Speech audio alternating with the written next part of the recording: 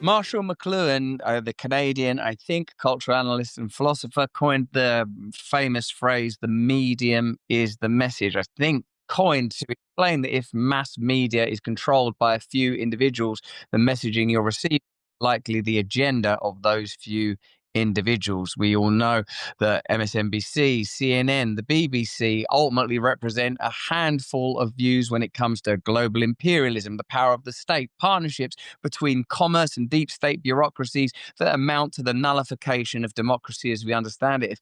If the medium really is the message, these days media has changed radically, and Charlie Kirk is perhaps a martyr not just for Christianity or republicanism or conservatism, but for this new form of media where everybody can have a voice. Maybe it's a free market ideology where the best messaging will succeed, but maybe there are other factors too. Certainly Sage just expressed her concerns about her own young adult children receiving a good amount of their information from TikTok and from other short form platforms. In the United Kingdom, there is division. For a brief moment this weekend, there appeared to be something resembling unity because the nationalist marches led by Tommy Robinson seemed to be very, very successful and to go off almost without a hitch. We had a reporter there ourselves, and I believe we have some coverage of that march now.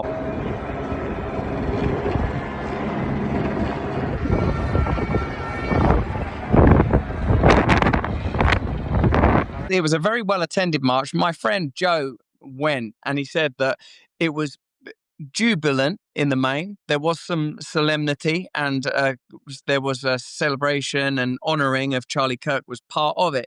What perhaps fascinated me most of all, it was that the counter protests seemed pallid, listless, pale and awful, even for a kind of Antifa inspired movement, masked denizens of basements everywhere that wouldn't show their faces and couldn't really show their colors. What's fascinating is Elon Musk appeared and spoke at that march, but via satellite or via some kind of link up, of course. And what's interesting is between Elon Musk and Tommy Robinson, you have perhaps in a way comparable to the certainly to the posthumous impact of Charlie Kirk in that Tommy Robinson is persona non grata in the UK. He's been jailed, he's been banned, he would be cancelled into oblivion were it not for the fact that Elon Musk has taken an interest in particular around his reporting about rape gangs in the United Kingdom and has reposted a lot of Tommy Robinson content. So now you have a robust nationalist movement that's entirely outside of state-sanctioned centralized control. And even those people on the left that were in attendance are in agreement with the majority of those marchers on one thing: Keir Starmer and the current UK government are in total failure and near collapse. Here, I think, is some of Elon Musk's conversation with Tommy Robinson. And I really want to hear what both of you think about what this means, particularly in the light of Charlie Kirk's death, for new politics, i.e. someone that is outside of the British political system, Elon Musk, who's essentially now, sort of, at least in this role, a magnate for media and communications, and a marginal peripheral and, in some quarters, despised figure like Tommy Robinson are able to create and generate this kind of interest. What does it say about the British government? What does it say about media and communications? And what does it say about the future of the UK? Let's have a look at the Elon Musk clip, I think it is. The government can obviously use whatever powers are available to suppress the people.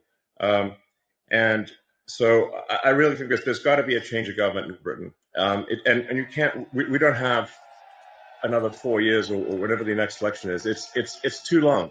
There's genuine risk of rape and murder and the destruction of the country and dissolution of the entire way of life. If you weren't under a massive attack, then people should go about their business and just live their lives. But unfortunately, if the fight comes to you, you don't have a choice. So you have to rally all of the people of Britain to fight for the future. Let me ask and if this doesn't happen, there won't be a future. Are you ready to fight for your future, Britain?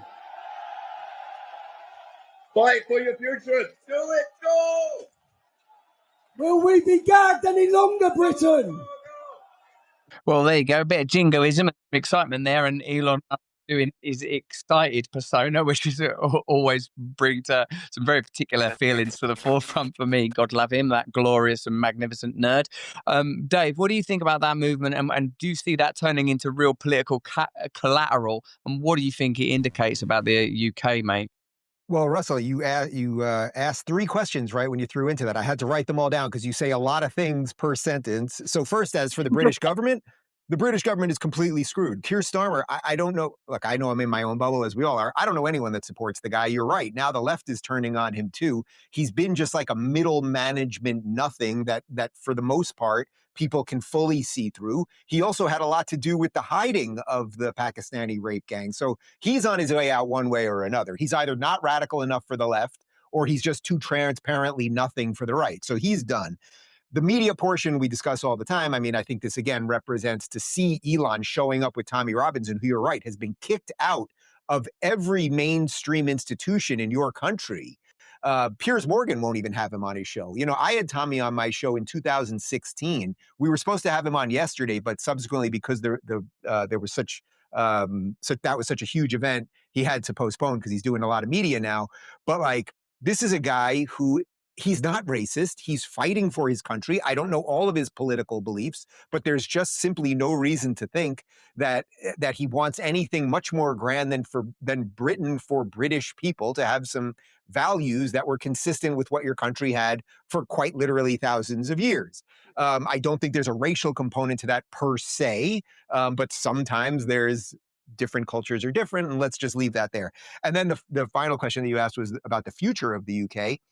That's the first time I've seen anything out of the UK in the last 10 years that gave me any hope for your country. I've been to the UK probably once a year for the last 10 years, usually just London area, Oxford, Cambridge, that kind of thing.